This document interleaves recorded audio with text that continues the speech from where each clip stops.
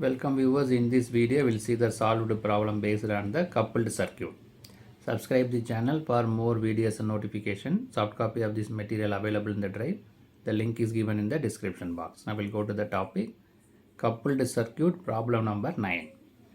Refer the coupled circuit. The two inductors are coupled together. This inductor value is J6 ohm, here J4 ohm. Is energized by the voltage source 200 voltage with 0 degree. Here one resistor connected 10 ohm. The mutual inductance between these two inductors is J3 ohm.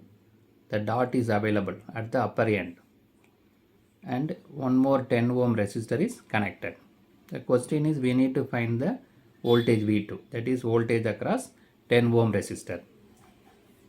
So by using the mesh equation, Kirchhoff's voltage law, we can solve this problem.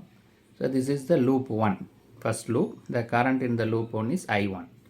This is second loop. The current in the second loop is I2. So the question is voltage. We have to find the voltage, phasor voltage V2. V2 equal to I2 into R. R value is 10 ohm. So if we calculate I2 value, I2 into 10 will give the V2 value. So our aim is to find the second loop current I2. So by using the mesh equation, we can write the equation for these two loops. So what is the equation? The applied voltage equal to drop across resistor as well as inductor. That is the Kirchhoff's voltage law. Voltage, this is voltage rise, these two voltage drop. So 200 voltage 0 degree is equal to this resistive drop 10 plus J6 into I1 minus this mutual inductance. We have to subtract the mutual inductance J3 into I2. This mutual inductance in the first circuit is due to the second circuit current I2. So that we have to refer I2. Right. So it is 10 plus J6 is nothing but resistor and inductor I1.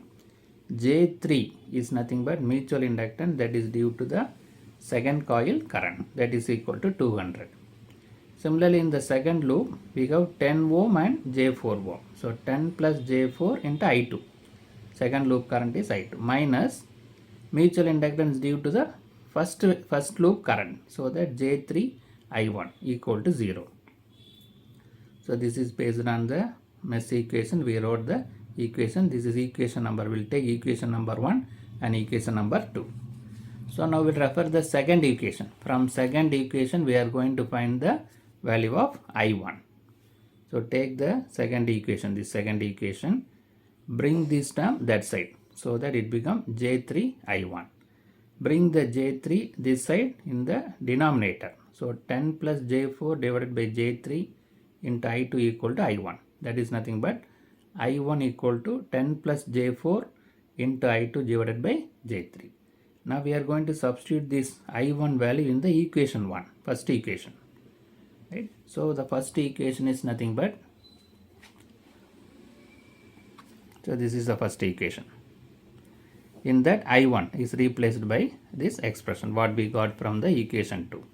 Now we can go for the further simplification. So first we will take the J3 LCM, J3 common. So this term, first term minus J3, here J3 is not available, so multiply into J3 I2 equal to 200 angle 0. Now we'll go for the further simplification. This J3 is multiplied here, 200 angle 0 into J3. So this value is available. J3 into J3 is J square 9. We know that J square value is minus 1. So it becomes plus 9 I2. 200 into 3J is 600J. Right.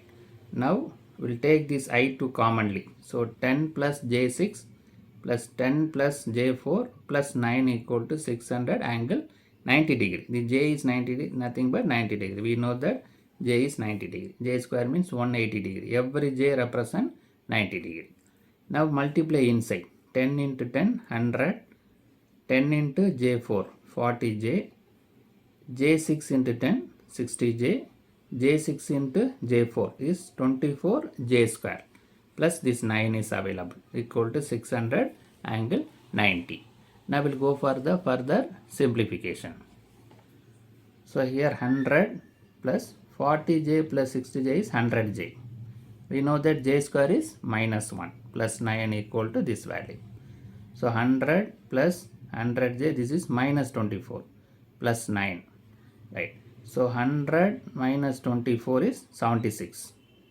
76 plus 9 is 85 plus 100j equal to 600 angle 90. Now bring this term in the denominator of that side. So 600 angle 90 degree divided by 85 plus 100j. In order to divide this is the polar form. This is rectangular form. For division and multiplication we have polar form is needed. So we'll convert this rectangular form into polar form so that we can easily divide this term. Now we'll convert the term available in the denominator into polar form. How to convert? This is a, this is b. So square root of a square plus b square is the magnitude, plus and tan inverse b by a is the angle. So square root of 85 square plus 100 square, tan inverse 100 by 85. So this value is 7225, is 10,000. So tan inverse 1.176, 100 divided by 85. So this value is added, 17,225. Tan inverse 1.176 is 49.6 degree. Right. Now we'll go for the further simplification. So the square root of this value is 131.2, angle 49.6. Now we can go for the further simplification. How to further simplification? We can divide these two terms. These two are magnitude. 600 divided by 131.2. Then what about this degree? The division means we have to subtract. Multiplication means we need to add. We have to subtract this degree in case of division. Now we'll see the further simplification. So while dividing it is 4.57, angle is subtracted, 90 minus 49.6. So I2 is 4.97, while subtracting this is 40.4 degree. Now we got the value of I2. By using that we can find the phasor voltage V2. V2 equal to 10 into I2. V equal to I into R. I is I2, R value is 10. So 10 into I2 you have to substitute this value, 4.57 into with angle 40.4 degree. So 10 into 4.57 is 45.7 volt. 40 with angle 40.4, the unit is voltage. So finally we got the value of voltage, phasor voltage V2, that is the voltage across 10 ohm resistor, 45.7 with angle 40.4 degree voltage. Subscribe the channel for more videos and notification. Soft copy of this material available in the drive. The link is given in the description box. Thank you for listening.